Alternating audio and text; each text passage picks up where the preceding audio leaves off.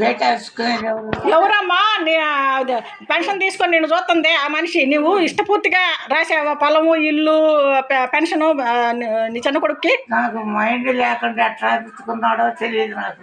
నీకు ఇప్పుడు 40,000 పెన్షన్ వస్తున్నాయి తెలుసా నీకు? అది కూడా రూపాయి తెలియదు నాకు. మరి నువ్వు ఇక్కడ ఇష్టపడే ఉంటున్నావా? నీకు ఇక్కడ ఉండటం ఇష్టమేనా?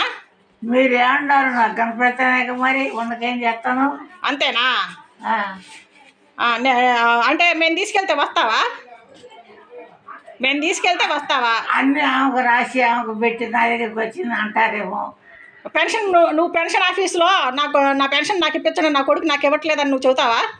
ఆ మాట అయితే చెబుతావా? అయితే తీసుకెళ్తారా? ఆ మాట అయితే నాకు 2 కొడుకులు 2 కూతుళ్ళు. చెప్పు. ఆ 2 కూతుళ్ళు కాదు కొడుకులు కాదు, ఎవరో పక్కన చూస్తుంది, అన్నం వండి పెడుతుంది. పొలానికి పొలము ఇల్లు నగలు ఎవరికి ఇచ్చా? ఇంట్లో ఉన్నాడికే ఇచ్చా. మరి ఆడు నిన్ను బాగా చూస్తున్నాడా? ఏదో నాకు రూపాయి వండి పెట్టుద్ది.